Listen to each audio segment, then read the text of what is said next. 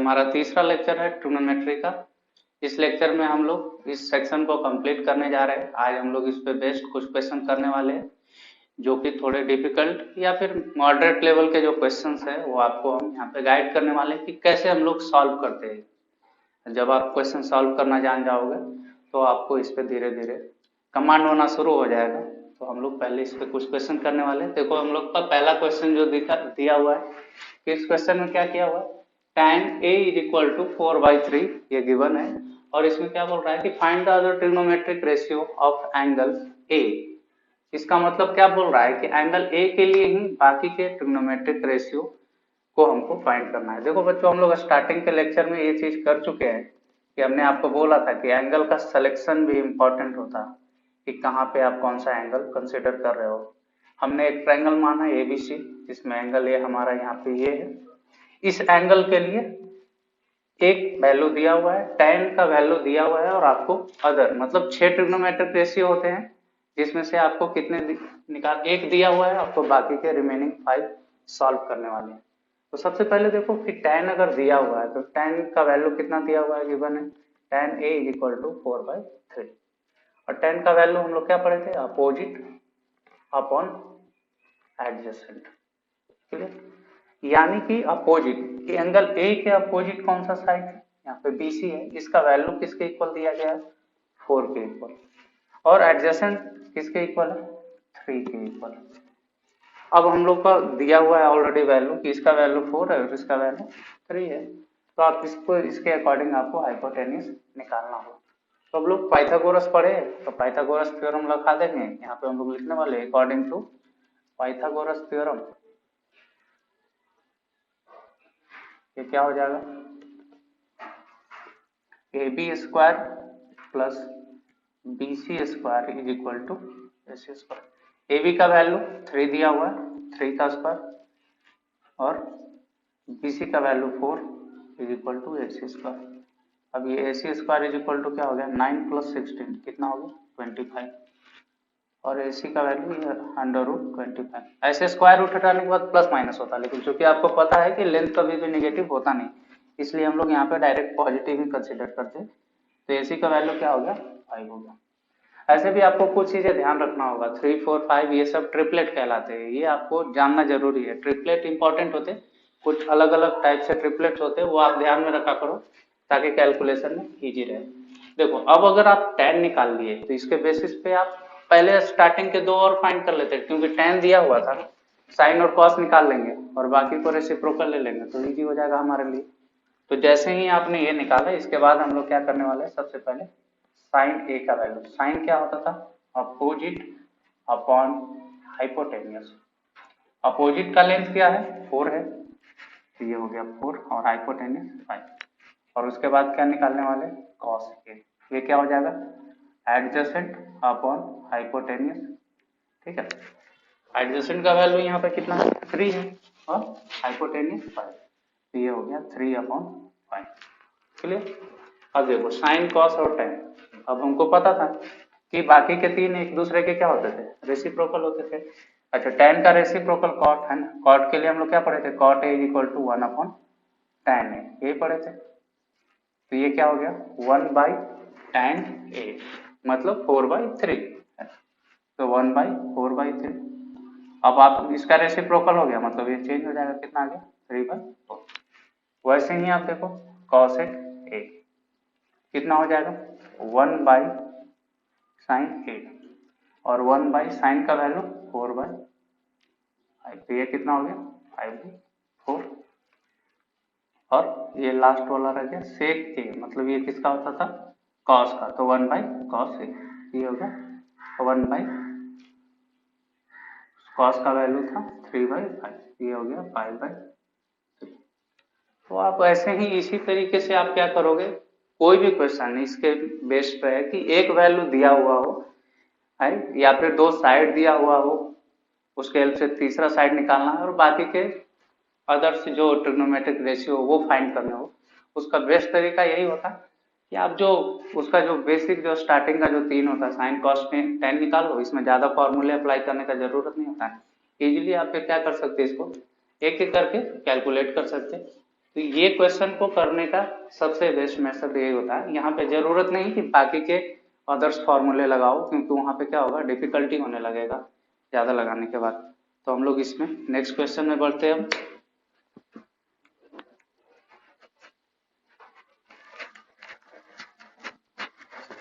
और जो आपको पीछे के लेक्चर्स में कराए गए हैं उस लेक्चर को आप लोग ध्यान से देखो, उसको समझो। लेक्चर्स में सारे इम्पोर्टेंट टॉपिक कवर किए गए, एक एक छोटी चीजों पे ध्यान रखा गया है, उसको एक एक करके आप कवर करो। और एक एक फॉर्मूले कैसे आए, आपसे डेरिवेशन नहीं पूछा जाएगा लेकिन क्वेश्चन पूछे जाते हैं, है ना। तो डेरिवेशन से क्या होता है, आपको फॉर्मूले याद हो जाते हैं। अगर आप डेरिवेशन सीख गए तो फॉर्मूले याद करने में इजी हो जाते हैं। इनको रटना नहीं है, आप जितना समझोगे उतना ही ज्यादा क्वेश्चन कर पाओगे। ये ज्यादा जरूरी है। अगर आप रटने लग जाओगे तो बहुत सारे फॉर्मूले हो जाते हैं, तो आपको मुश्किल हो सकता है इसको सॉल्व करने में। देखो बच्चों, नेक्स्ट क्वेश्चन पे हम लोग बढ़ते हैं। नेक्स्ट क्वेश्चन जो है आपको इस तरीके से दिया हुआ है। ये क्वेश्चन दिया हुआ है, यहाँ पे दिया गया कंसीडर ट्रायंगल। एक ट्रायंगल है आपका ABC, A, B और C, और वहां पे क्या क्या बोल रहा है, यहाँ पे राइट एंगल जो है वो C पे है, ठीक है। ये जो क्वेश्चन है वो NCERT का एग्जाम्पल 3rd है, ये भी आप देखते जाओ, ठीक है। ये C पे राइट एंगल है, AB का जो वैल्यू है वो 29 दिया हुआ है, और BC का जो वैल्यू है वो दिया हुआ है 21, ठीक है। और ABC मतलब इसका ABC एंगल ABC का वैल्यू क्या है, थीटा है। और आपको क्या बोल रहा है कि डिटरमाइन, है ना, डिटरमाइन क्या करना है, डिटरमाइन फर्स्ट नंबर में है cos square theta plus sine square theta, और दूसरे नंबर में है cos square theta minus sine square theta. Simply ये भी पाइथागोरस का ही एक एप्लीकेशन बेस्ड क्वेश्चन है। देखो राइट एंगल है तो हम लोग बिना कोई बेझिझक आंसर करते वक्त हम लोग जैसे ही राइट एंगल ट्रायंगल दिखे तो आप क्या कर सकते हो, पाइथागोरस लगा सकते हो। यहाँ पे लगाने जा रहे हैं पाइथागोरस के अकॉर्डिंग। ये क्वेश्चन में कैसे हो जाएगा कि AB square is equal to BC square plus AC square. हमको क्या नहीं पता है, AC नहीं पता है, AB पता है। AB क्या हो जाएगा 29, इसका square is equal to BC 21 का स्क्वायर प्लस AC स्क्वायर। देखो बच्चों, इसको एक्सपैंड करने का कोई जरूरत नहीं है, तरीके होते हैं ये सब सॉल्व करने के। यही सब छोटी छोटी चीजें आपको सीखना है ताकि आपको क्या हो, टाइम मैनेजमेंट इंपॉर्टेंट है। इसको अगर आप स्क्वायर करने जाओगे तो टाइम जाएगा, उससे बेटर होता कि आप देखो कैसे कर रहे हैं। AC square is equal to, इसको आप लेफ्ट साइड में भेज 29 whole square minus 21 whole square. अब ये किसके ऊपर हो गया, लास्ट क्लास में हमने आपको लास्ट लेक्चर में क्या किया, इसको ये दिया है आपको, इसके फॉर्मूले हमने दिया था A square minus B square को। इसको डायरेक्ट हम लोग क्यों ना अप्लाई कर दें यहाँ पे। तो AC square is equal to क्या हो जाएगा, A square minus B square, मतलब क्या होता है A plus B into A minus B. मैं यहाँ पे फिर से मेंशन कर दे रहा हूँ, A square minus B square is equal to क्या होता है A plus B into A minus B. उसको यहाँ पे अप्लाई कर देंगे तो ये कितना हो जाएगा A प्लस बी 29 प्लस 21 और A माइनस बी 29 माइनस 21, ठीक है।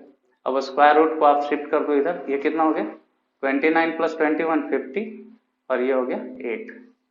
अब देखो 50 इंटू 8 कर दोगे तो क्या हो जाएगा 400, और 400 किसका स्क्वायर रूट होता 20 का। तो हमारा कौन सा साइड निकल के आ गया, AC निकल के आ गया, तो इसका वैल्यू कितना हो गया 20 हो गया। अब जब आप तीनों साइड पता कर लिए तो आपके लिए थीटा आपको पता था कि ABC एंगल हमारा क्या है, क्वेश्चन में थीटा दिया गया है। तो हम लोग यहाँ पे क्या कर सकते हैं, डायरेक्टली इसके बेसिस पे साइन थीटा और कॉस थीटा लिख सकते हैं, क्योंकि आंसर हमको उसी के फॉर्म में करना है अल्टीमेटली। अननेसेसरी की सारी चीजें निकालने का जरूरत नहीं होता, जो इंफॉर्मेशन हो और जो इंस्ट्रक्शन हो आंसर के लिए उतना ही करो। तो यहाँ पे क्या हो जाएगा sine theta is equal to इसके according opposite upon hypotenuse. Opposite हमारा क्या है 20 है ना। ये साइड इसके अपोजिट वाला साइड हमारा ये होता है नहीं, ठीक है। और हाइपोटेन्यूज हमारा 29 है, और वैसे ही आप कॉस थीटा अगर निकाल दो तो यहाँ पे हो जाएगा एडजेसेंट अपॉन हाइपोटेनियस। अब देखो एडजेसेंट का वैल्यू कितना है, यहाँ पे थीटा है, ये है, यहाँ पे थीटा है, तो एडजेसेंट इसका ये है। देखो स्टार्टिंग के लेक्चर में इस सारी चीजें कराया गया था, तो आप इन चीजों का ध्यान रखा करोगे, है ना, कि कैसे ये सब चीजें ले रहे हैं। ऐसा नहीं है कि अचानक से मैं ले रहा हूँ, पहले के लेक्चर में सारी चीजें कराया गया है, तो आप इन चीजों पे भी गौर करोगे। और पहले दोनों लेक्चर आपके लिए इंपॉर्टेंट है, उसको बार बार रिवाइज करो, सारे डाउट्स क्लियर होते जाएंगे और वो ज्यादा परफेक्शन आएगा। जितने बार उस वीडियो को देखोगे उतना ही ज्यादा क्लियरली ये सब कॉन्सेप्ट समझ में आएंगे कि कैसे हम लोग कर रहे हैं। और सिंप्लीफिकेशन के लिए बाकी आप प्रॉब्लम्स के लेक्चर देखो, उसमें समझ में आ जाएगा। अब देखो यहाँ पे एडजेसेंट हमारा क्या है 21। हमने बोला था कि जो हाइपोटेनियस और बेस जो साथ में जो साइड होते हैं ना, उसी को हम लोग एडजेसेंट साइड बोलते हैं। तो यहाँ के लिए 21 जो एडजेसेंट हो गया, तो 29/29। अब हम साइन थीटा और कॉस थीटा निकाल चुके हैं, तो अब हमारे लिए इजी हो गया कि हम लोग क्या निकाल दें, उसका वैल्यू निकाल दें। अब जो हमको डिटरमाइन करना है हम उसके ऊपर आ रहे हैं। पहले नंबर में हमको क्या डिटरमाइन करना था, sine square theta plus cos square theta. हमने वैल्यू निकाल दी है और हम वो वैल्यू को यूज करने जा रहे हैं। तो 20 है ना, साइन थीटा का वैल्यू 20/29 इसका whole square plus cos theta का वैल्यू हमने क्या निकाला है 21/29 इसका भी स्क्वायर है ना। ये कितना हो जाता 400 और इसका वैल्यू कितना हो जाता 441। अब देखो दोनों में बेस में क्या है, सॉरी दोनों के न्यूमरेटर में यहाँ पे क्या है, डिनोमिनेटर में 29 का होल स्क्वायर है, तो हम 29 का होल स्क्वायर ही छोड़ दे रहे हैं और दोनों का एलसीएम फिलहाल क्या हो जाएगा, हम इसको एक्सपेंड नहीं करने जा रहे, ये हमारे काम का नहीं है, तो हम इसको नहीं करेंगे तो ही ठीक है। अब ये कितना हो जाएगा, दोनों का एलसीएम सेम है, तो ये वैल्यू कितना हो जाएगा 29 का होल स्क्वायर और ऊपर दोनों क्या हो जाएंगे, ऐड हो जाएंगे 400 प्लस 441 कितना हो जाएंगे 841। और 841 जो होता है वो क्या होता है 29 का होल स्क्वायर होता है। जब आप करोगे तो आपको समझ में आ जाएगा। इसका मतलब क्या हो गया कि ये दोनों वैल्यू कैंसल आउट हो गए और इसका वैल्यू कितने के इक्वल आ गया 1 आ गया। यानी कि जो आपको पहला क्वेश्चन दिया हुआ था उस क्वेश्चन का आंसर क्या हो गया 1 हो गया। अब सेकंड क्वेश्चन भी देख लो, यहीं पे सेकंड क्वेश्चन का आंसर कैसे करना है, आपको दिया हुआ है cos square theta minus sine square theta. अब cos स्क्वायर थीटा फिर से सेम 21/29 इसका होल स्क्वायर माइनस 20/29 का होल स्क्वायर। हमने वैल्यू कैलकुलेट कर रखे थे, हम उसको यूज करने जा रहे हैं। फिर से देखो ये दोनों का यहाँ भी क्या है एलसीएम सेम हो जाने वाला है, पहले तो ओपन कर देते हैं, उसमें क्या प्रॉब्लम है 441/29 का होल स्क्वायर माइनस 400/29 का होल स्क्वायर। क्योंकि यहाँ पे कुछ सिंप्लीफाई होने लायक है नहीं, तो हम लोग सिंप्लीफाई पे ज्यादा ध्यान नहीं देंगे, तो इसका वैल्यू क्या हो जाएगा, अब 441 एलसीएम तो दोनों का सेम रहेगा, तो 441 माइनस 400 तो कितना हो गया 41 और 29 का होल स्क्वायर देखो अभी पहले वाले क्वेश्चन में हमने इस्तेमाल किए थे वो कितना आ रहा था 841, तो ये हो गया हमारे लिए दूसरे क्वेश्चन का आंसर। तो ट्रिग्नोमेट्रिक इतना डिफिकल्ट नहीं होता, उसको आप इजीली अगर समझोगे, सिर्फ दो तीन चीजें इसमें ध्यान से समझने हैं। सबसे पहले कि आप समझ पाओ कि अपोजिट हमारा क्या है, एडजेसेंट क्या है और एंगल कहाँ पे है, उसके अकॉर्डिंग अपोजिट और एडजेसेंट डिसाइड करना है। इधर था तो ये हमारा अपोजिट और ये हमारा एडजेसेंट, और हाइपोटेनियस तो कभी चेंज होने से रहा है ना, 90 डिग्री के अपोजिट वाला हाइपोटेनियस होता है, उसमें कोई प्रॉब्लम नहीं, लेकिन इन चीजों में आपको ध्यान रखना है। अगर ये एंगल बदल जाता तो बाकी चीजें यहाँ भी बाकी की स्टोरी चेंज हो जाते। तो ये क्वेश्चन ऐसे ही सॉल्व करना है, बिल्कुल इजी वे में, एक एक स्टेप फॉलो करोगे आराम से क्वेश्चन बनेंगे। देखो हम लोग आगे के क्वेश्चन पे बढ़ते, नेक्स्ट क्वेश्चन हम लोग करने जा रहे हैं। और फॉर्मूले जो है अच्छे से रिवाइज करो, एक एक करके उसको जैसे भी हो सके उसको करो, क्योंकि अगर अभी से स्टार्टिंग से करोगे तो ज़्यादा इजी रहेगा, नहीं तो लास्ट में इसके फॉर्मूले ज़्यादा कॉम्प्लिकेटेड हो जाते, समझ के रखोगे तो आसान रहेगा। और जैसे जैसे टॉपिक बढ़ेगा आप पे लोड बढ़ते चला जाएगा, सिर्फ मैथ ही नहीं बाकी के भी सब्जेक्ट आपको पढ़ने होंगे, तो उसको भी ध्यान रखते हुए आपको स्टडी करना है, एक एक करके कैसे कर रहे हैं। देखो हम लोग नेक्स्ट क्वेश्चन की तरफ बढ़ रहे हैं। नेक्स्ट क्वेश्चन है हमारा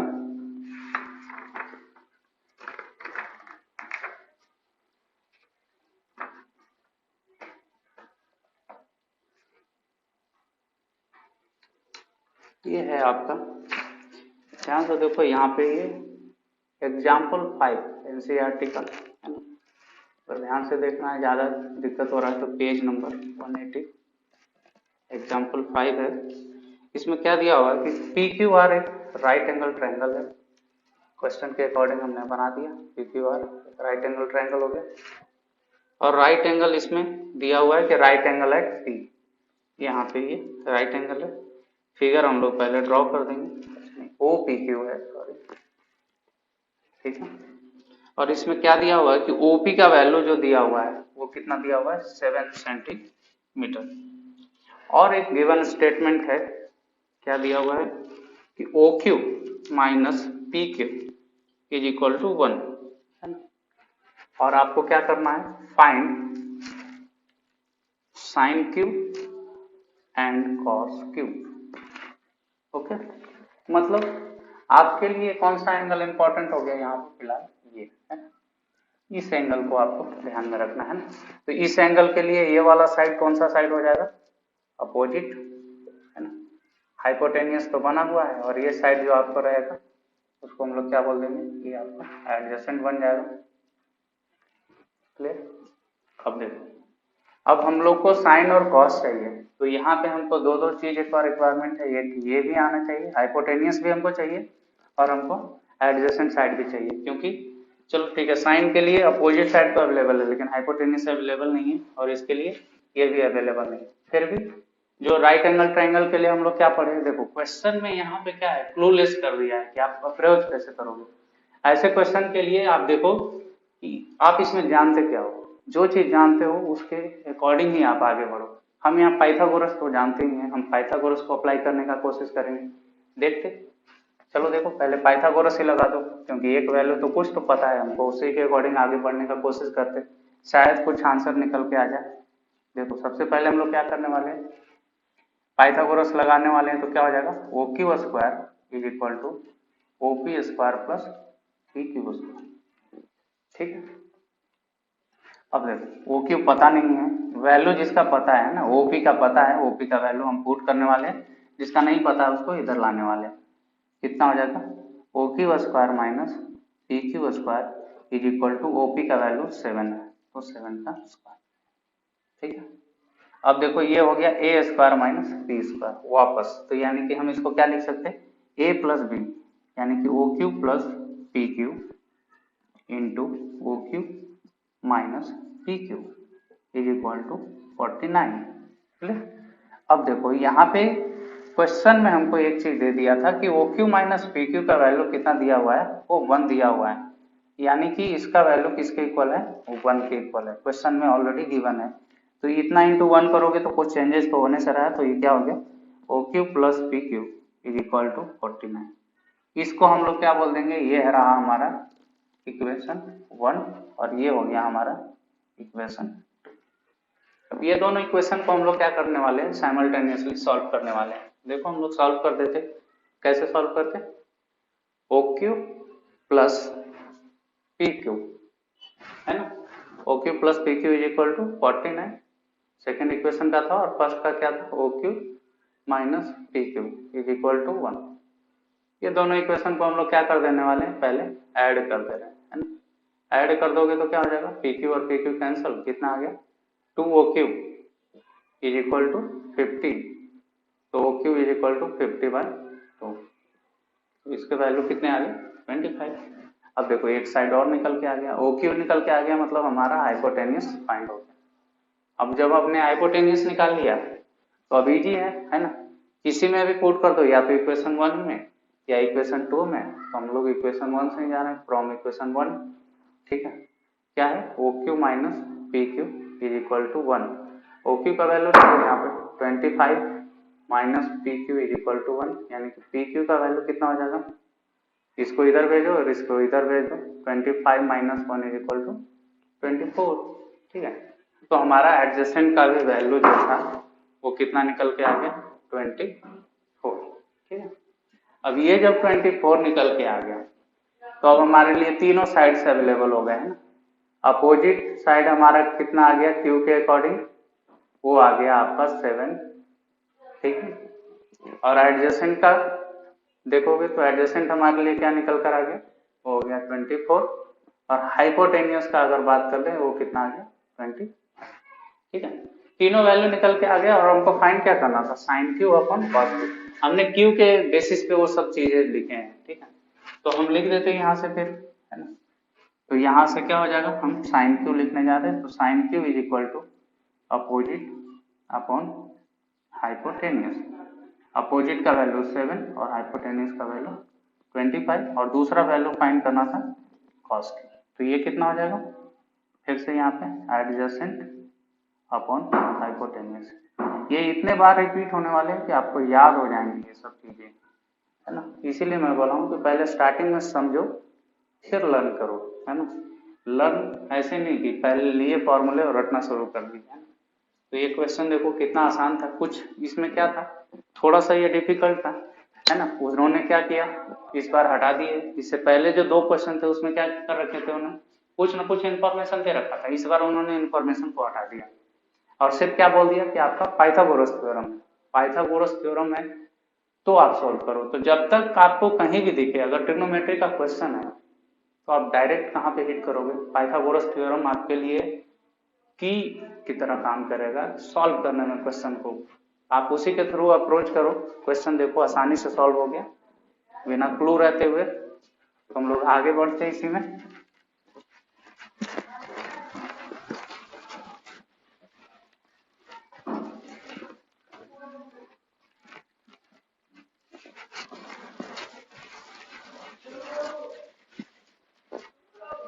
देखो ये जो स्टार्टिंग के हमने 3 क्वेश्चन किए, तीनों आपके एनसीईआरटी के एग्जांपल्स के क्वेश्चन थे, है ना। ऐसा नहीं है एग्जाम्पल के क्वेश्चन, एग्जाम्पल ज्यादा डिफिकल्ट होते चैप्टर के अकॉर्डिंग, चैप्टर के क्वेश्चन बहुत इजी होते, है ना। ऐसा नहीं है हर किसी में नहीं होता, लेकिन मोस्टली चैप्टर्स के इजी होते। आप एग्जाम्पल पे ध्यान दो। है कई बार बच्चे क्या करते चैप्टर सॉल्व कर देते क्योंकि उनको लगता है अनसॉल्व है, लेकिन उस चक्कर में सॉल्व को छोड़ देते वो लोग, है ना। और कई बार ये एग्जाम वाले आपसे ज्यादा चालाक होते हैं, इसलिए वो पेपर में दे देते एग्जाम्पल्स, है ना, और वो आपको मिलने लगेंगे। इसलिए स्टार्टिंग से ही आप फोकस करो कि चैप्टर के साथ साथ एग्जाम्पल भी सॉल्व करें, है ना, उसमें कोई प्रॉब्लम नहीं है। देखो अब अगर आप चैप्टर में जाओगे तो यहाँ पे भी हमारा जो चैप्टर है ना, इसके क्वेश्चन हम लोग करने वाले हैं एक एक करके। ठीक है, इसमें जो क्वेश्चन है देखो स्टार्टिंग का क्वेश्चन आपको एग्जांपल दिया हुआ है कि एबीसी एक राइट एंगल ट्रायंगल है बी पे, तो और एबी का वैल्यू दिया हुआ है बीसी का दिया हुआ है, फाइंड करें दिस। देखो हम लोग किए थे लेकिन फिर भी हम लोग करने वाले हैं एक एक करके यहाँ पे। तो सबसे पहला जो क्वेश्चन है उसके ऊपर कॉन्सेंट्रेट करते हैं। एबीसी एक राइट एंगल ट्रायंगल है, ठीक। अब इस पे क्या है, राइट एंगल बी पे, तो आप कहीं भी मान सकते हो, उससे कोई प्रॉब्लम नहीं। मैं इसको ए इसको बी, है ना। सिर्फ 90 डिग्री का ध्यान देना है कि कौन सा एंगल 90 डिग्री है, ठीक है। और इसमें ए बी का वैल्यू है ना, ए बी का वैल्यू 24 और बी सी का वैल्यू कितना दिया हुआ 7। ऑब्वियस सी बात है, फिर से हम लोग और इसमें क्या क्या फाइंड करना है वो भी देख लो, है ना। फाइंड आपको करना है दो पार्ट में। एक क्वेश्चन है साइन ए कॉस ए और दूसरा पार्ट है साइन सी और कॉस सी। देखो यहाँ पे सिंपल, फिर से हम लोग पाइथागोरस अप्लाई करने वाले हैं। कर दो यहाँ पे अप्लाई, क्या हो जाएगा A B square plus B C square is equal to A C square, है ना। ए सी नहीं पता है, ए सी को रहने दो। ए बी का वैल्यू पता है आपको 24 का स्क्वायर प्लस 7 का स्क्वायर, है ना। ये भी ट्रिपलेट ही होता है ना, 24, 7 और 25 ये सब ट्रिपलेट होते हैं। ये दोनों का स्क्वायर करके ऐड करोगे तो आपको 25 का मिलेगा। देखो हम लोग कर रहे हैं वैसे, ये कितना हो जाएगा 576 प्लस 49 और इसका वैल्यू कितना होता है 625। ए सी का वैल्यू क्या हो जाएगा √625, तो कितना आ गया 25, यानी कि हाइपोटेनियस का वैल्यू आपका कितना आ गया 25। ठीक है, आपको 2 एंगल्स के लिए काम करने हैं, इसमें ए के लिए भी करना है और सी के लिए भी करना है। तो देखो हम लोग पहले हम लोग ए कर रहे हैं ना, एट एंगल हम लोग यहाँ पे सॉल्व करते हुए क्लिक कर रहे हैं ना, at angle A, A angle के लिए हम लोग साइन लिखने वाले हैं ना। तो साइन ए अपोजिट अपॉन क्या होता है हाइपोटेन्यूस। अब देखो हमने क्या बोला था, एंगल के जो अपोजिट साइड होता है वही होता है ना, ए के बात कर रहा है, इसके अपोजिट कौन सा है, बीसी है ना, तो अपोजिट हो गया हमारा बीसी और हाइपोटेनियस हमारा इसमें ए से। हाइपोटेनियस चेंज होने वाला चीज नहीं है, जब भी चेंज होगा क्या चेंज होता है, बेस या फिर बोलो एडजेसेंट या फिर अपोजिट, ये दोनों का पोजीशन चेंज होता है। ठीक, अब बीसी का वैल्यू देखो हमने वहां पे निकाल रखा है, कितना है 7 और इसका वैल्यू कितना हो गया हाइपोटेनियस हमारा 25, ये हो गया। अब इसी के अकॉर्डिंग आप कॉस भी निकाल सकते हैं, कॉस ए का वैल्यू क्या हो जाएगा, वो देखो यहाँ से एडजेसेंट अपॉन हाइपोटेनियस। ठीक है, तो एडजेसेंट का वैल्यू क्या है वहां पे, एडजेसेंट होगा ए के अकॉर्डिंग, एडजेसेंट यहाँ पे क्या है ए बी है ना, तो ए बी अपॉन हाइपोटेनियस ए सी। ठीक है, तो ए बी का वैल्यू हमारा कितना हो गया 24 और इसका वैल्यू 25, आंसर हो गया, कितना इजी है। अब दूसरे एंगल पे बात कर लेते हैं, एट एंगल सी। ठीक है, तो देखो सी के लिए हम लोग यहाँ पे क्या करने वाले, फिर से हमको साइन सी निकालना है, ये चेंज नहीं होना होगा, साइन का डेफिनेशन कभी भी चेंज नहीं होता, लेकिन हाँ एंगल कहाँ पे है उसके अकॉर्डिंग वो वैल्यू बदल सकते हैं, साइड का पोजीशनिंग चेंज हो सकता है, तो हम लोग उस पर ध्यान देंगे। तो यहाँ पे क्या हो जाएगा दिस अपॉन हाइपोटेनियस, ठीक है अपोजिट अपॉन, तो यहाँ के लिए अपोजिट, सी के लिए अपोजिट साइड जो है वो क्या है ए बी है ना, और हाइपोटेनियस फिर से ए सी रह गया, ए बी अपॉन ए सी है ना, तो ए बी का वैल्यू फिर से देखो हमने क्या कैलकुलेट कर रखा है 24 अपॉन हाइपोटेनियस का वैल्यू 25 हो जाएगा।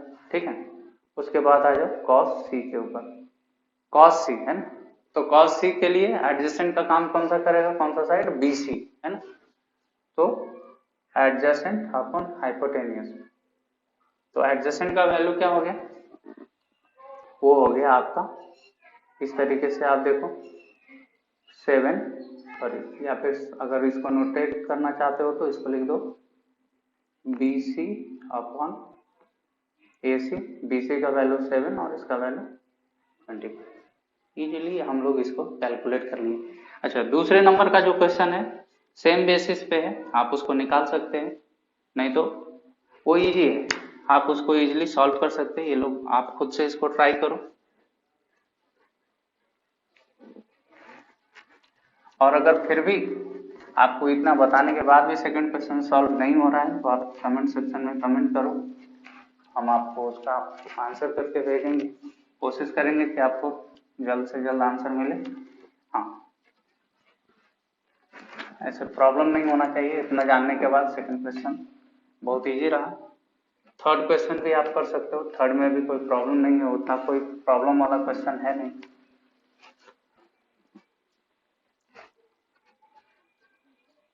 ये सब क्वेश्चन देखकर सॉल्व करने से ज्यादा बेटर रहेगा, एक बार खुद से आप कॉपी में ट्राई करो, बाद में उसको मैच कर लो कैसे हुआ। देखो सेकंड क्वेश्चन का मैं करके दिखाता हूँ, आपको दिया हुआ है पी क्यू आर, ठीक है, ये 30 ये 12 है ना, और ये यहाँ पे 90 डिग्री है, यहाँ पे अगर आप निकालोगे तो 12 और 5 का स्क्वायर का सम कितना होता है 13 हो जाता है, पाइथागोरस लगाकर सॉल्व कर सकते हैं, इजीली सॉल्व हो जाएगा। और यहाँ पे आपको फाइंड क्या करना है, find tan p minus cot r है ना, मतलब एक बार एंगल p के लिए लेना है, एक बार r के लिए लेना है ना, तो हम पहले क्या निकालने जा रहे हैं tan p, ये क्या होता था opposite upon adjacent, clear, opposite p के अकॉर्डिंग अपोजिट कौन सा हो गया 5, ठीक है, यानी कि क्यू आर बोल दो और एडजेसेंट इसके लिए पी क्यू, मतलब 5 अपॉन 12। अब हम लोग लिखने जा रहे हैं कॉट आर है ना, कॉट के लिए क्या पढ़े थे हम लोग एडजेसेंट, इसका जस्ट क्या होता है रेसिप्रोकल है ना, अपॉन अपोजिट, एडजेसेंट का वैल्यू हमारा क्या आ गया, वो देखो हम लोग आर के लिए लेकिन इस बार बात कर रहे हैं, इस बार एडजेसेंट हमारा ये साइड हो गया है ना, इसके लिए अपोजिट था, लेकिन एंगल आर के लिए ये वाला क्या साइड है, ये सेम साइड है, तो यहाँ पे क्या हो जाएगा ये चेंज हो गया, तो एडजेसेंट का वैल्यू कितना हो गया 5 अपॉन अपोजिट 12 है ना। अब फिर से यहाँ पे क्या करना है, आपको कैलकुलेट करना था tan p माइनस आर, है ना, tan p minus cot r। तो दोनों का वैल्यू आप ध्यान से देखो, दोनों का वैल्यू कितना है, सेम है, 5/12 और 5/12। कितना आ गया आंसर, 0। तो आपको इसी तरीके से ये सब क्वेश्चन आपको सॉल्व करने हैं, कुछ भी छूटना नहीं चाहिए, और इतना भी प्रॉब्लम वाला क्वेश्चन होता नहीं है सब। ओके, एक एक करके देखो। नेक्स्ट क्वेश्चन भी हम लोग करते। नेक्स्ट क्वेश्चन जो 3rd नंबर का जो आपका क्वेश्चन है वो कैसे दिया गया, if sine a is equal to 3/4, है ना, क्या दिया है, sine a is equal to 3/4। ठीक है, अब अगर 3/4 दे दिया गया तो हम लोग पढ़े थे फिर से, है ना, अपोजिट अपॉन हाइपोटेन्यूस, है ना, ये हम लोग पढ़ चुके हैं। अब अपोजिट, है ना, अगर हम इसको एंगल ए बोल दे, है ना, कोई एक एंगल बना लेते, उसमें कोई प्रॉब्लम नहीं होता उसके बाद। और इसमें क्या करना है आगे जाके, आपको फाइंड क्या करना है, find cos a and tan a। Clear. अब देखो, अब साइन a हम ये इसी साइड को ये बोल दे रहे हैं ना, अब हमने कुछ ऐसे ड्रॉ कर दिया, a हो गया, अपोजिट मतलब ये वाला साइड, इसका वैल्यू है 3 और हाइपोटेन्यूस इसका वैल्यू 4, है ना।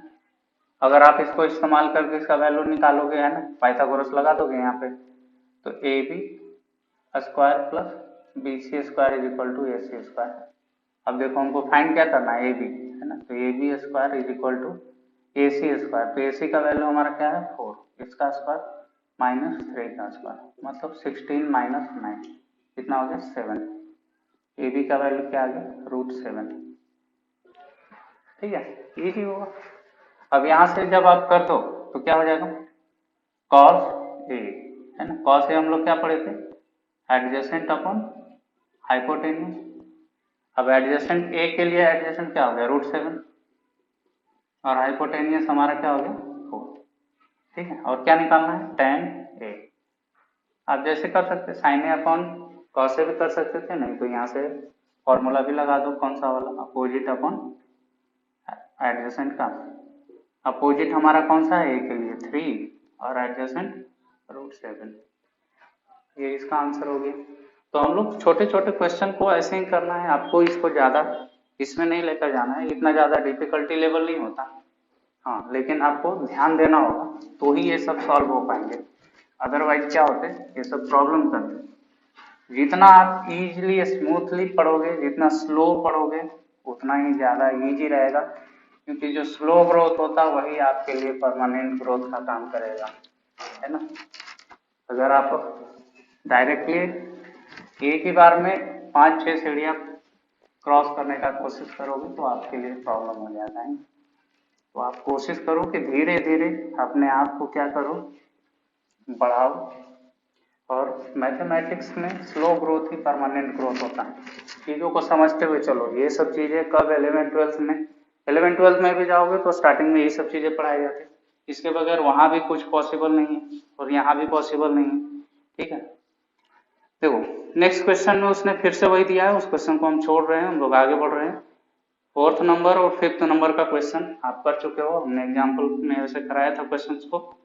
अब हम लोग आ रहे हैं क्वेश्चन नंबर 6 के ऊपर। आपको बोल रहा है कि क्वेश्चन नंबर जो 6 है ना, सेम अभी हम लोग जो चल रहे हैं वहीं पे है, एक्सरसाइज 8.1 के ऊपर ही है इसका क्वेश्चन नंबर 6। यहाँ पे क्या क्वेश्चन आपको दिया हुआ है, if angle A and angle B are acute angle, ठीक है, such that cos A is equal to cos B, then so that angle A is equal to angle B। ठीक है, अब ये बोल रहा है दोनों एक्यूट एंगल है ना, और आपको शो करना है एंगल A और एंगल B दोनों क्या है, इक्वल है, जिसमें cos A और cos B का भी वैल्यू क्या बोल दिया है, इक्वल बोल दिया है। आपको कैलकुलेट करना है। तो सबसे पहले तो हमको समझना होगा कि दो एंगल अगर ट्रायंगल में सेम है, इसका सीधा सीधा मतलब क्या होता है वो हमको शो करना है। सॉरी, यहाँ पे हमको वही चीज शो करना है। देखते हैं आगे में कैसे इसको शो कर पाएंगे। हम लोग क्या कर रहे हैं, अब पढ़ रहे हो ट्रिग्नोमेट्री तो राइट एंगल तो हमको लेना ही पड़ेगा, किसी भी हाल में हमने ले लिया राइट एंगल, ठीक है। ये हमारा रहा एंगल ए बी और सी, है ना, ये हमने राइट एंगल ट्रायंगल ले लिया, क्लियर। अब कॉस ए और कॉस बी का वैल्यू उसने बराबर दे रखा है ना, तो हम लोग यहाँ पे अब देखो ये एंगल ए, ये रहा हमारा एंगल बी, है ना। अब उसने बोला है कि ए और बी एक्यूट है, ठीक है, एक्यूट है, यहाँ पे 90 से दोनों कम है ना। एक्यूट एंगल का डेफिनेशन क्या, वैसे एंगल जिसका वैल्यू 0 से 90 डिग्री के बीच में हुआ है ना तो 0 के इक्वल होना चाहिए ना ही 90 के इक्वल, वो दोनों के बीच में, 0 से बड़ा और 90 से छोटा, ओके। अब इसमें क्या होगा, देखो हम लोग जब आगे बढ़ेंगे तो कॉस ए का वैल्यू हम लिखना चाह रहे हैं, इसके लिए ए के लिए एडजेसेंट का साइड काम कौन सा करने वाला है, ये वाला साइड करने वाला है एडजेसेंट का काम, तो एडजेसेंट मतलब ये हो गया A C upon hypotenuse A B, clear है ना। और ये हम कैसे लिख रहे हैं, अकॉर्डिंग टू फिगर, है ना, ये फिगर के अकॉर्डिंग हम बता रहे हैं। अब हम निकलने जा रहे हैं कॉस बी का वैल्यू, अब ये बी के लिए एडजेसेंट कौन सा हो जाएगा, बी सी, है ना, बी सी अपॉन, है ना, सेम ऐसे ही चलने वाला है, एडजेसेंट अपॉन हाइपोटेनियस और बी सी अपॉन ये भी, यहाँ भी वही चलने वाला है। पोजीशन बदल गया तो ये भी पोजीशन चेंज हो जाएगा, है ना, ये दोनों का भी पोजीशन, पहले ये एडजेसेंट था, अब ये एडजेसेंट हो गया, एंगल ए के लिए एडजेसेंट ये था और एंगल बी के लिए एडजेसेंट ये अपॉन हाइपोटेनियस, ठीक है। अब क्वेश्चन के अकॉर्डिंग टू क्वेश्चन क्या दिया हुआ था, अकॉर्डिंग टू क्वेश्चन आपको बोल दिया कि cos A is equal to cos B, clear. अब A और B दोनों इक्वल है तो हम वहां पे लिख देने वाले, cos A का वैल्यू हमने क्या फाइंड किया, AC अपॉन AB, ठीक है, और cos B का value BC upon AB, clear. अब देखो ये और ये क्या हो गया, कैंसिल आउट हो गया। अब ये दोनों जब कैंसिल हो गए तो ये क्या हो गया, AC is equal to BC, है ना। और आपको अगर डिफिकल्टी आप इसको भेजो मल्टीप्लीकेशन में जाएगा तो भी कैंसिल आउट हो जाएगा, अदरवाइज आप ऐसे भी कट कर सकते हो, ओके। लेकिन सिंगल सिंगल आइडेंटिटी है, इसकी वजह से इसमें अगर कुछ ऐड वगैरह हो जाता है इधर तो हम लोग नहीं कर सकते थे, ओके, इस बात का ख्याल रखो, है ना। तो ये हो गए साइड्स इक्वल हो गए। आप मुझे ये बात बताओ कि यहाँ पे क्या है, एक एंगल 90 डिग्री है, ये दोनों एंगल क्या है, सेम है, ठीक है। तो सिंपल सी बात हुआ कि अब क्या हम लोग पढ़े थे ट्रिग्नोमेट्री, ये ट्रायंगल्स का ये प्रॉपर्टी होता है कि दो एंगल अगर सेम है तो दोनों एंगल के जो अपोजिट साइड रहेंगे वो दोनों भी क्या रहेंगे, इक्वल रहेंगे। तो उसके बेसिस पे हम लोग क्या लिख देंगे कि हेंस, है ना, क्या हो जाएगा, and side A is equal to side B, और यही हमको क्या करना था, प्रूव करना था, है ना। ये हमने किसके बेसिस पे लिखा कि अगर किसी भी ट्रायंगल के two sides of the any triangles are equal then their opposite sides are also equal, है। उसके बेसिस पे हमने ये लिख दिया और ये क्या हो गया, आपका प्रूफ हो गया। क्वेश्चन इजीली होते, है ना, इसके क्वेश्चंस मैंने पहले भी बोला था, ये कहीं बहुत रिलेटेड चैप्टर है, कहीं पे भी इसको मेहमान की तरह इस्तेमाल कर दिया जाता है ना, ट्रायंगल्स में भी आ जाएंगे।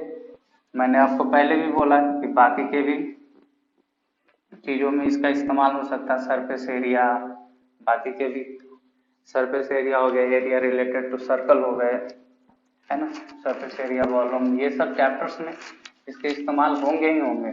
और अगर बहुत ज्यादा लेवल आपका अप गया तो लास्ट के टाइम पे इसका किस में इस्तेमाल कर देते लोग, जो आपको क्वाड्रेटिक इक्वेशन पढ़ने में, वहां पे भी इसका बखूबी इस्तेमाल किया जाता है, तो आपको वहां पे भी इसके क्वेश्चन देखने को मिलेंगे। लेकिन आपको अभी धीरे धीरे करना है, ये सब चीजें जब आप समझे रहोगे तो वहां पे प्रॉब्लम करने में कोई दिक्कत नहीं होगा। तो हम लोग आगे बढ़ते हैं नेक्स्ट क्वेश्चन की तरफ।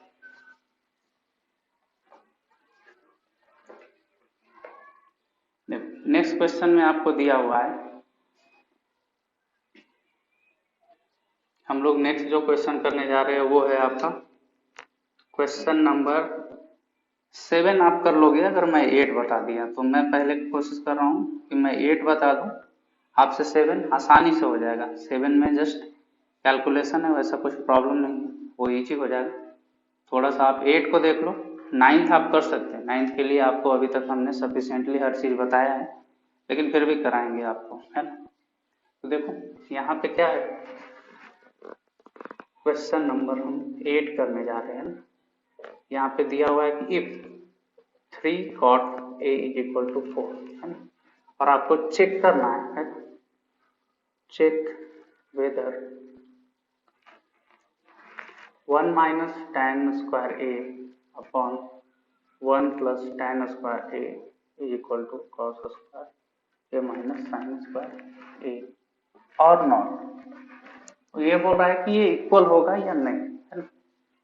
तो ये तो कैलकुलेशन करने के बाद हमको पता चलने वाला है। करते हैं हम लोग इसका कैलकुलेशन। देखो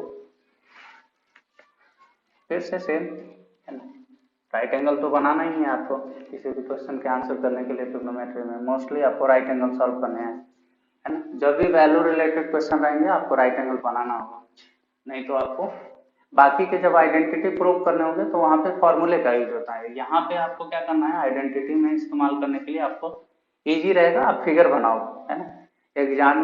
एग्जामिनर भी जब कॉपी चेक करता तो उसके लिए भी इजी हो जाता है ये सब एग्जामिन करते वक्त उनको, कि हाँ कन्वीनियंट होता है। जैसे ही आप ड्रॉ कर दोगे फिगर के बेसिस पे, वो बाकी चीजें नेग्लेक्ट करने का कोशिश करते हैं ना, डायरेक्ट वो आंसर पे आते हैं। आप तो जो बीच में आपने क्या किया, क्या स्टेप किए, उस पर ध्यान नहीं देते वो लोग, क्योंकि उनको पता है जिसको ये बात आता है इसका मतलब उसको सॉल्व करने आता है ना।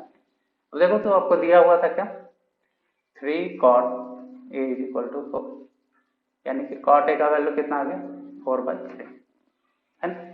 और हम लोग क्या पढ़े, cot tan का रेसिप्रोकल होता है ना, तो हम लोग tan a is equal to क्या लिख देंगे 3/4, है ना।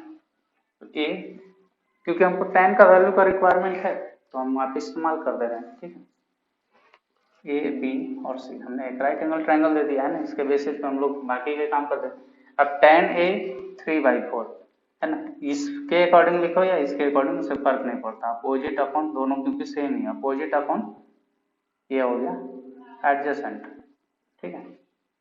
तो अपोजिट ए के लिए अपोजिट ये हो गया, तो अपोजिट का वैल्यू 3 और एडजेसेंट का वैल्यू 4।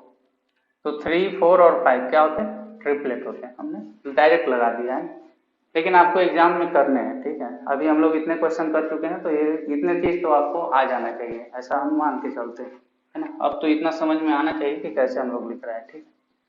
ये सॉल्व हो गया। अब जब ये चीजें हम लिख लिए तो हमको एक और दो और वैल्यू चाहिए, एक कॉस ए का और एक साइन का, है ना। तो हम लोग लिखने जा रहे हैं साइन ए का। साइन ए का वैल्यू क्या पढ़े थे हम लोग, अपोजिट अपॉन हाइपोटेन्यूज। अपोजिट हो गया हमारा क्या, ए के अपोजिट, है ना, इसके अपोजिट हमारा जो ये हो गया वो 3 और हाइपोटेन्यूज 5, और फिर है चाहिए कॉस, ठीक है। अब यहाँ पे क्या हो जाएगा, एडजेसेंट अपॉन हाइपोटेन्यूज। तो एडजेसेंट हमारा 4 और हाइपोटेन्यूज 5। अब उसके हमको दो सेक्शन है, एक राइट हैंड और एक लेफ्ट हैंड। तो हम लोग पहले क्या करने जा रहे हैं, RHS, है ना। आप क्या कर लो, राइट हैंड और लेफ्ट हैंड दोनों दिखाना पड़ेगा, है ना। और कई बार जब आगे के क्लासेस में जाओगे तो आपको डायरेक्ट प्रूव करने होते हैं जब वैल्यू नहीं दिए रहते, है ना। लेकिन फिलहाल यहाँ पे दिया हुआ है तो हम लोग किसके अकॉर्डिंग पहले चल रहे हैं, RHS, है ना, राइट हैंड साइड, है ना। जो हमारा राइट हैंड होगा वो आपका लेफ्ट हो सकता है ना, पिक्चर में अपोजिट आपको दिखेगा, है ना। तो हम लोग यहाँ पे RHS लेकर चल रहे हैं, ठीक है, हमारे अकॉर्डिंग, ठीक है। राइट हैंड साइड ये हो रहा है तो हम इसको ले रहे हैं cos square A minus sine square, okay. Cos square मतलब कॉस ए का तो वैल्यू पता था 4/5 होल स्क्वायर, और साइन स्क्वायर ए मतलब 3/5 होल स्क्वायर, क्लियर। अब ये कितना हो जाएगा 16/25 और ये हो गया 9/25। एलसीएम दोनों का सेम है, ठीक है। तो ये हो गया 16 माइनस 9 मतलब कितना आ गया 7/25, ठीक है। अब हम लोग उसके लिए ट्राई करने वाले हैं, उसका वैल्यू क्या आने वाला है ना। तो ये क्या हो जाएगा, लेफ्ट हैंड साइड है हमारे लिए, है ना, 1 minus tan square A upon 1 plus tan square, clear. अब tan का वैल्यू हमने क्या निकाला है 3/4, उसको यूज कर दो यहाँ पे 1 माइनस 3/4 का स्क्वायर और 1 प्लस 3/4 का स्क्वायर। हमने वैल्यू पुट कर दी, ज्यादा कुछ है नहीं, ठीक है। अब ये क्या हो जाएगा, देखो तो इस 1 को क्या कर सकते हैं, एलसीएम सेम करना होता है ना, एलसीएम सेम, यहाँ पे क्या हो जाएगा इसका स्क्वायर 16, इस 1 को हम लोग ऐसे लिख सकते हैं क्या 16/16 है ना, ये 1 हो जाएगा माइनस 9/16, इस 1 को भी हम लोग इसके बेसिस पे लिखने वाले हैं, ठीक है, तो ये भी क्या हो जाएगा 16/16 प्लस 9/16, देखो अब क्या हो गया, ये भी 1 है, ये भी 1 है, यहाँ पे 1 था, हमारा वैल्यू भी नहीं चेंज हुआ, हमारा काम भी हो गया, अब एलसीएम सेम हो गया, तो 16 माइनस 9/16 और 16 प्लस 9/16, अब देखोगे ये और ये क्या हो जाएगा, कैंसल आउट हो जाएगा, 16 माइनस 9 क्या होता है 7 और 16 प्लस ये 25, तो देखो ऊपर के क्वेश्चन में क्या लिखा है कि चेक है ना, दिस इज इक्वल और नॉट, यानी कि क्या हो गया, ये इक्वल हो गया, तो हमारा आंसर क्या हो जाएगा यहाँ पे यस, है ना,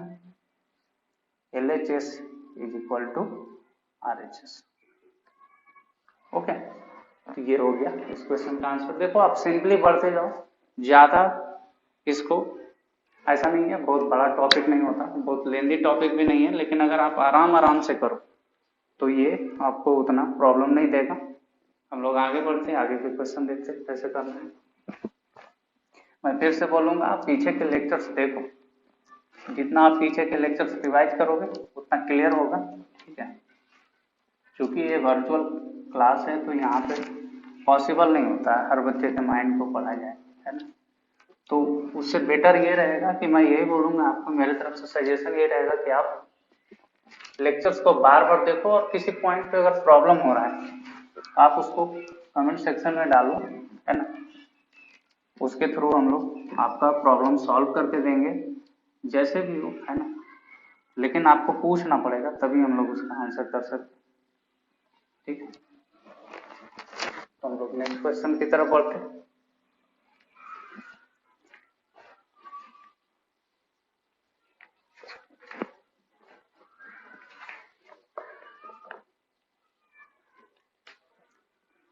नेक्स्ट क्वेश्चन है आपका क्वेश्चन नंबर 9, है ना, ऐसे ये इजी है लेकिन रूट का क्वेश्चन है, बच्चे रूट से बहुत डरते हैं ना, इसलिए मैं करा कर दे रहा हूँ, कई बच्चों का प्रॉब्लम नहीं होता है ना, रूट इतना बड़ा इशू नहीं है, लेकिन फिर भी आप जब एक बार समझ जाते हो तो रूट आपको सबसे ज्यादा इजी जाता है ना। देखो इसमें क्या दिया हुआ है, क्वेश्चन आपको दिया हुआ है कि इन ट्रायंगल ABC, है ना, कहाँ पे है, राइट एंगल है ना, eight B if tan A is equal to 1/√3, find the value of, है ना, किसका वैल्यू निकालना है, फर्स्ट नंबर में है sin A cos C cos A sin C, ये हो गया cos A cos C minus sin A sin C, clear. चलो फिर से वही बात, हम लोग क्या बनाने वाले हैं, राइट एंगल ट्रायंगल तो हमको बनाना ही पड़ेगा, किसी भी हाल में बना देते राइट एंगल ट्रायंगल, ठीक है, 90 डिग्री बी पे बोल रखा है, हम इसको ये मान ले रहे हैं कि हमारा सी हो जाएगा, है ना, अब tan का वैल्यू दिया हुआ है ना, गिवन आपका क्या है tan A is equal to 1/√3, है ना, और tan के लिए हम लोग क्या पढ़े थे, अपोजिट अपॉन एडजेसेंट, क्लियर, ये जब हम लोग पढ़े तो यहाँ से इजी हो जाता, अपोजिट मतलब 1 हो गया इसका वैल्यू, और एडजेसेंट का वैल्यू कितना हो गया, अच्छा इसके लिए इस A के लिए अपोजिट क्या है ये, तो ये हो गया 1, और एडजेसेंट इसके लिए क्या है √3, अब इसका जब इसका स्क्वायर प्लस इसका स्क्वायर करोगे, है ना, इसका स्क्वायर कितना हो जाएगा 3 और इसका स्क्वायर 1, 3 + 1 4, और 4 का स्क्वायर रूट कितना हो जाता 2, नहीं तो आप पाइथागोरस लगाकर इसका वैल्यू फाइंड कर लो, है ना, अब नहीं तो मैं फाइंड करके देता, हाँ जो मेन डर था उसको तो मैं स्किप नहीं कर रहा हूँ, है ना, क्या है AB² plus BC² is equal to AC², तो AC² is equal to AB का वैल्यू हमारा √3 है ना, तो √3 का स्क्वायर प्लस BC का वैल्यू 1, तो 1 का square, AC square is equal to 3 plus 1 कितना आ गया 4। AC का वैल्यू क्या हो गया √4 मतलब क्या इसी के अकॉर्डिंग हमने इसको फाइंड आउट किया। ठीक, जब आप ये निकाल लिए तो अब आपके लिए इजी है बाकी के वैल्यू निकालना है। देखो हम लोग फाइंड कर लेते हैं, हम लोग कर चुके हैं, अभी तक हम लोग यही काम कर रहे हैं, आगे भी करते हैं। ठीक, साइन ए का वैल्यू है ना, साइन ए क्या हो जाएगा अपोजिट अपॉन हाइपोटेन्यूस, अपोजिट कितना हो जाएगा 1 और हाइपोटेन्यूस 2। क्लियर, और फिर हमको क्या निकालना है कॉस ए। ठीक है, इधर लिखो कॉस ए कितना हो जाएगा एडजेसेंट अपॉन हाइपोटेन्यूस, एडजेसेंट क्या हो जाएगा है ना, ए के लिए एडजेसेंट √3 है ना, तो ये हो जाएगा √3/2। ठीक है, अब हमको सी के लिए निकालना है ना, हम इसके अकॉर्डिंग फाइंड जो भी फाइंड करते हैं इसके बेसिस पे करते हैं। मैंने पहले भी बोला कि क्वेश्चन में देखो क्या क्या अननोन्स हैं, उस अननोन को फाइंड करो, अननेसेसरी का कि कहाँ पे है ना। जैसे सबसे बच्चों का प्रॉब्लम होता है how to approach the question, तो आप देखो कि क्या क्या रिक्वायरमेंट है, सिर्फ उस पर फोकस करो है ना। वो अगर शुरू हो गए, वो समझना शुरू हो गए तो मैथ आपके लिए इजी हो जाएगा है ना। अब ये क्या हो जाएगा अपोजिट अपॉन फिर से हाइपोटेन्यूस, अच्छा अपोजिट सी है ना, ये सी वाला, सी के लिए अपोजिट साइड कौन सा हो जाएगा ए बी। ठीक है, तो ए बी का वैल्यू √3 और हाइपोटेन्यूस वो तो चेंज होने से रहा, वो हर बार वही रहने वाला है। ठीक, और कॉस सी, अच्छा कॉस सी के लिए एडजेसेंट ये साइड मतलब BC, तो BC का वैल्यू 1 और हाइपोटेन्यूस 2। अब हमने सारे वैल्यू फाइंड कर लिए जो हमारा रिक्वायरमेंट है आंसर करने के लिए इस क्वेश्चन का। ठीक है, तो देखो पहले क्वेश्चन में क्या करना है, फर्स्ट क्वेश्चन में आपको फाइंड करना था sign A cos C plus cos A sine C. Clear, value रख दो, साइन का वैल्यू 1/2 इंटू कॉस सी यहाँ पे ये भी 1/2 प्लस कॉस ए का वैल्यू √3/2 और साइन सी का वैल्यू √3/2। अब ये कितना हो जाएगा 1/4, √3 इंटू √3 ये क्या होता है 3 है ना, और ये 4। अब ये दोनों का एलसीएम सेम 4, 1 प्लस 3 ये हो गया 4/4। कितना आ गया answer 1। Easy. Second question cos A cos C minus sine A sine सी।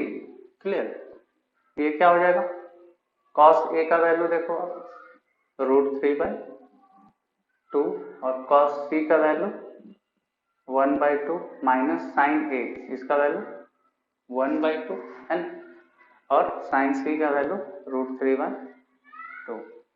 अब ये क्या हो गया √3/4 माइनस √3/4 क्या हो गया 0। तो यहाँ पे क्या है, अगर आपको वैल्यू आसानी से फाइंड करने आ रहा है तो आप किसी भी क्वेश्चन को इजीली सॉल्व कर सकते हैं। जो जो रिक्वायरमेंट है उसको फुलफिल करो, ऑटोमेटिकली क्वेश्चन सॉल्व होना शुरू हो जाएगा। देखो हम लोग आगे के क्वेश्चन पे भी जाते हैं हम लोग।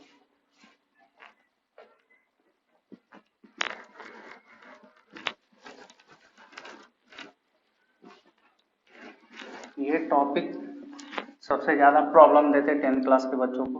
प्रॉब्लम इसलिए नहीं है कि ये डिफिकल्ट होता, डिफिकल्ट इसलिए होता क्योंकि इसमें एप्लीकेशन जो होते वो बहुत एप्लीकेशन या फिर वैरायटी ऑफ क्वेश्चन जो होते हैं, हर क्वेश्चन में क्या होता है इसके क्वेश्चन टू क्वेश्चन चेंज करते हैं। इस वजह से ये चैप्टर स्ट्रेट नहीं होता है कि put the formula and get the answer, ऐसे क्वेश्चन आपको बहुत कम मिलने वाले हैं इसमें।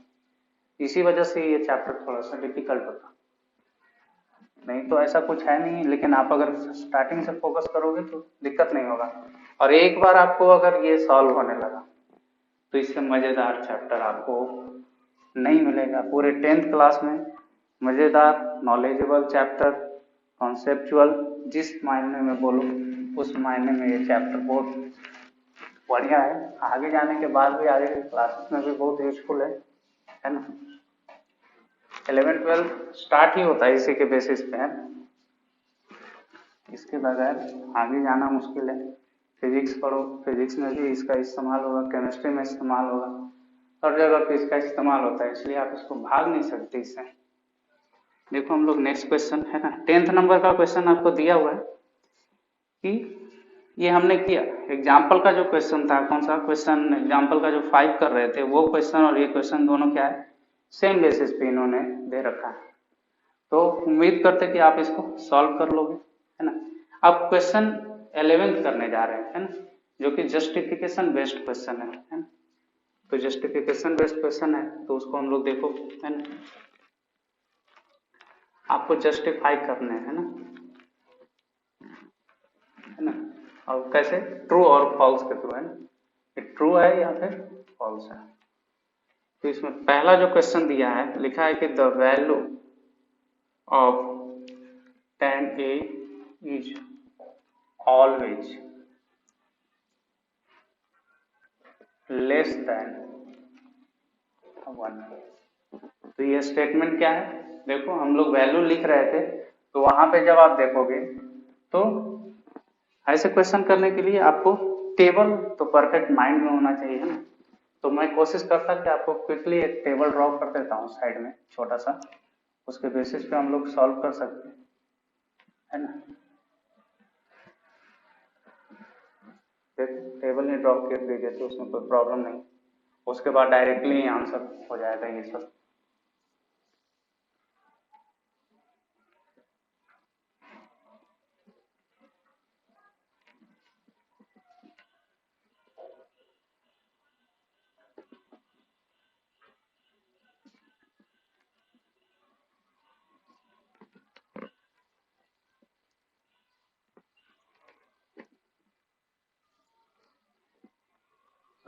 √3/2 1, इसको हमने बोला था कि इसको आप रिवर्स कर दो ऑर्डर को, क्या हो जाएगा 1 √3/2 1/√2 1/2 0, ठीक है। और ये क्या हो जाएगा, sine theta upon cos theta होता है tan थीटा, तो इसका वैल्यू 0/1 0, और ये दोनों में 1/√3 डिवाइड करोगे तो इसका वैल्यू 1 और इसका वैल्यू √3, और 1/0 हमने क्या बोला था, इंफिनिटी, ठीक है।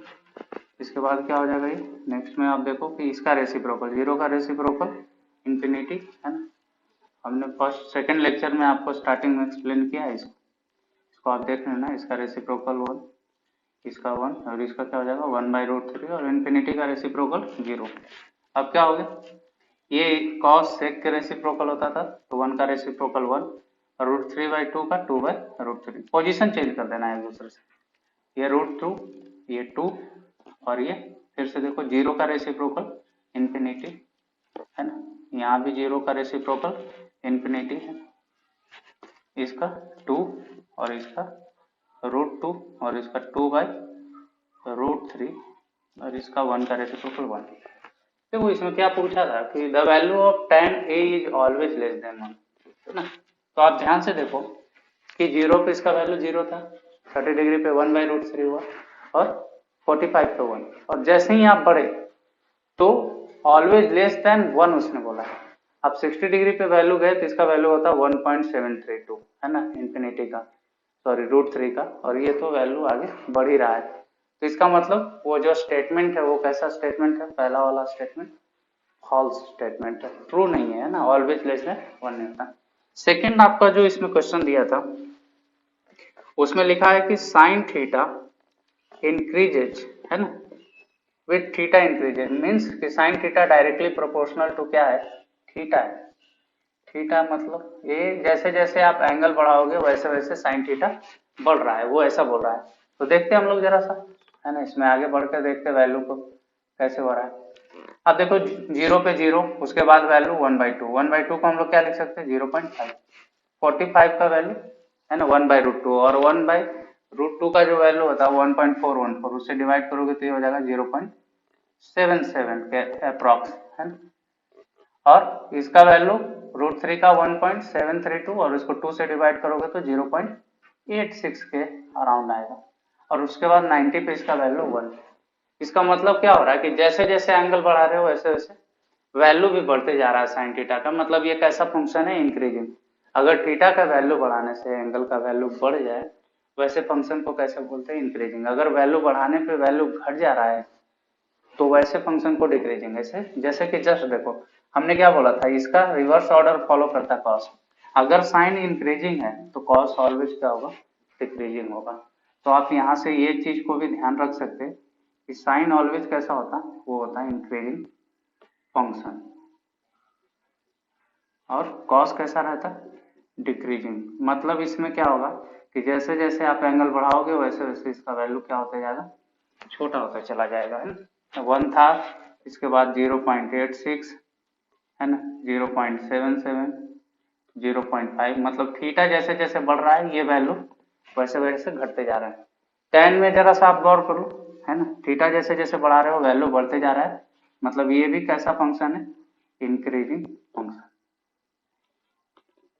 ओके, अब देखो, जो फंक्शन इंक्रीजिंग है अगर उसका रेसिप्रोकल लोगे वो ऑलवेज क्या हो जाएगा, रिवर्स हो जाता है ना। जैसे टेन इंक्रीजिंग है तो कॉट क्या हो जाएगा, डिक्रीजिंग। तो ये हो गया डिक्रीजिंग फंक्शन।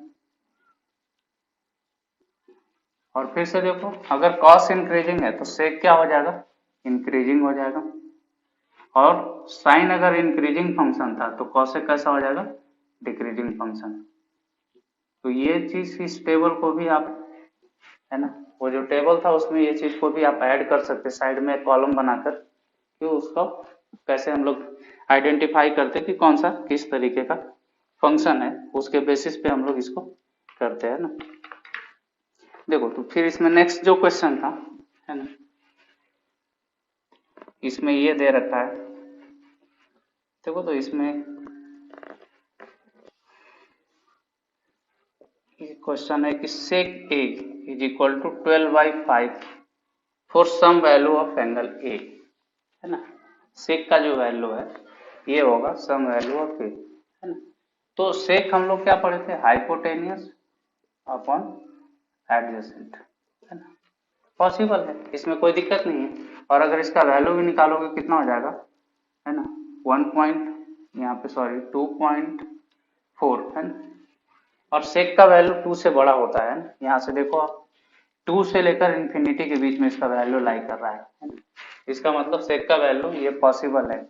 तो ये जो सेकंड क्वेश्चन था इसका स्टेटमेंट क्या हो जाएगा, ये हो गया ट्रू। ओके, थर्ड नंबर का क्वेश्चन देख लो। थर्ड में दिखा है कि cosec cos A is the abbreviation used for cosecant of angle A, है? बिल्कुल ऐसा नहीं है। ये किसके लिए हमने बोला था, ये cosec के लिए था, है?